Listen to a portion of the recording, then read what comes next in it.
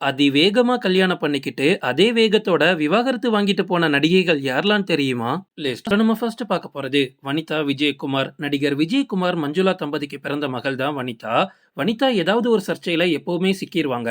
இல்ல இவங்களே ஒரு சர்ச்சைய உருவாக்கிருவாங்க. ரீசெண்டா கூட இளையராஜா கிட்ட மாட்டிக்கிட்டு படாத பாடு பட்டுட்டு இருக்காங்க. பிக் பாஸ் மூலமா மறுபடியும் ட்ரெண்டிங்க்கு வந்த வனிதா விஜயகுமார் 2000 ஆண்டுல ஆகாஷ் அப்படின்றவரை கல்யாணம் பண்ணிக்கிட்டாங்க. அது 2007ல அபிஷியலா பிரிஞ்சு வந்தாங்க. அதே வருஷம் ராஜன் ஆனந்த் அப்படின்றவங்கள ரெண்டாவதா கல்யாணம் பண்ணிருக்காங்க வனிதா. அவர் கூட 2012ல விவாகரத்து வாங்கிட்டு தனியா வந்தாங்க. அதுக்கப்புறமா 8 வருஷம் தனியா வாழ்ந்த வனிதா விஜயகுமார் பிக் பாஸ்க்கு அப்புறமா மறுபடியும் ட்ரெண்டிங் ஆனாங்க. அந்த டைம்ல அதாவது 2020ல மூணாவதா பீட்டர் பால் அப்படின்றவரை கல்யாணம் பண்ணிக்கிட்டாங்க. கல்யாணம்லாம் செம கிராண்டா கிஸ் எல்லாம் அடிச்சு பயங்கரமா கொண்டாடிட்டு இருந்தாங்க. ஆனா கல்யாணமான சில மாசங்கள்லயே பீட்டர் பாலையும் விட்டுட்டு தனியா வந்துட்டாங்க. எப்படியும் பிரிஞ்சிருவாங்கன்னு தெரியும். ஆனா ஒரு வருஷமாவது ஒன்னா இருந்திருக்கலாம்.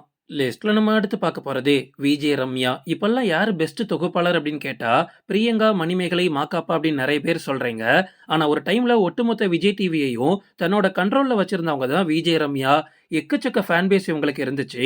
இவங்க சினிமாவுல ஒரு மிகப்பெரிய ஹீரோயின் ஆகணும் அப்படின்ற ஆசையும் பட்டிருக்காங்க. இப்போ கிடைக்கக்கூடிய ஒரு சில வாய்ப்புகளையும் பயன்படுத்திட்டு இருக்காங்க. இவங்க 2014ல ஆடிட்டர் அப்பராஜித்தை கல்யாணம் பண்ணியிருக்காங்க. கல்யாணம் என்னவோ செம கிராண்டா தான் நடந்து முடிஞ்சிச்சு. அதுக்கப்புறமா விஜய் ரம்யாவோட ப்ரொஃபஷன் அவங்களுக்கு சுத்தமா பிடிக்கல. சில கருத்து வேறுபாடுகள் ஏற்பட்டதுனால 2015லயே விஜய் ரம்யா டைவர்ஸ் வாங்கிட்டு தனியா வந்துட்டாங்க. லிஸ்ட்ல நம்ம அடுத்து பார்க்க போறது சுகன்யா. 90s காலகட்டத்துல சும்மா கொடிகட்டி பறந்த நடிகை தான் சுகன்யா. விஜயகாந்த், சத்யராஜ் மாதிரியான முன்னணி நடிகர்கள் கூட நடிச்ச எல்லா படமும் பிளாக் பஸ்டர் ஹிட். 2002ல ஸ்ரீதர் அப்படின்ற ஒரு பெரிய தொழிலதிபரை இவங்க கல்யாணம் பண்ணிக்கிட்டாங்க. ஆனா இந்த கல்யாண வாழ்க்கை அவங்க நினைச்ச மாதிரி போகாம 2003லயே விவாகரத்து ஆயிடுச்சு. அதுக்கப்புறமா காதல் மேலையும் கல்யாணத்து மேலையும் எந்த ஒரு ஆம்பளை மேலையும் எனக்கு நம்பிக்கையே இல்லை அப்படின்னு ஒரு இன்டர்வியூல ஓப்பனா சொன்னாங்க.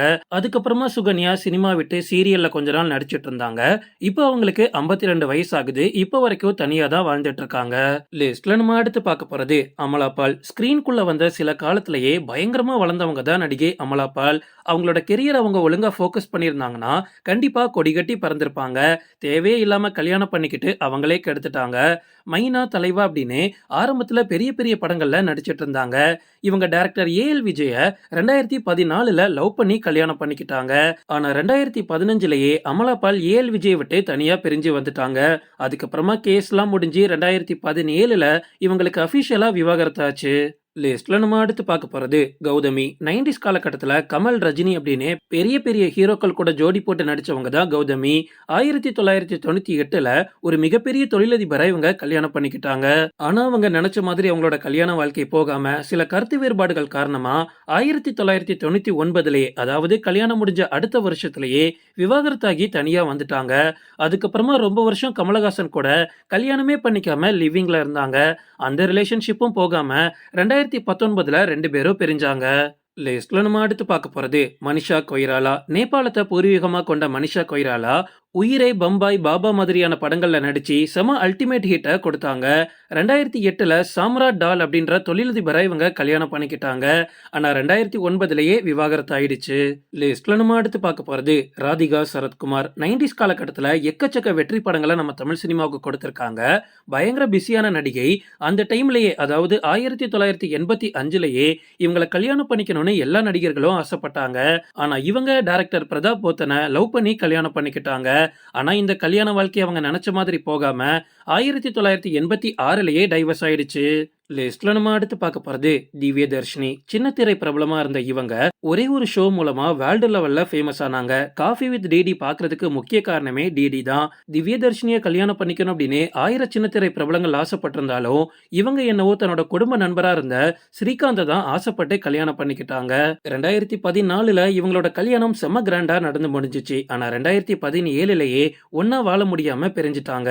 லிஸ்ட்ல நம்ம அடுத்து பார்க்க போறது சொர்ணமாலியா. நடிகை, பரதநாட்டிய கலைஞர், டிவி ஹோஸ்ட் அப்படின்னு இவங்களுக்கு நிறைய முகங்கள் இருக்கு. 2002ஆம் ஆண்டு தன்னோட ஃபேமிலி ஃப்ரெண்டை இவங்க கல்யாணம் பண்ணிக்கிட்டாங்க. ஆனா ஒரு சில மாசங்கள் மட்டும்தான் இவங்க ஒன்னா வாழ்ந்தாங்க. 2003ஓட ஸ்டார்டிங்லயே இவங்க விவாகரத்து வாங்கிட்டு தனியா வந்துட்டாங்க. ஓகே ஃப்ரெண்ட்ஸ், இதோட நான் இந்த வீடியோ முடிச்சுக்கிறேன். இன்னொரு இன்ட்ரெஸ்டிங்கான வீடியோல நம்ம சந்திக்கலாம். Stay tuned.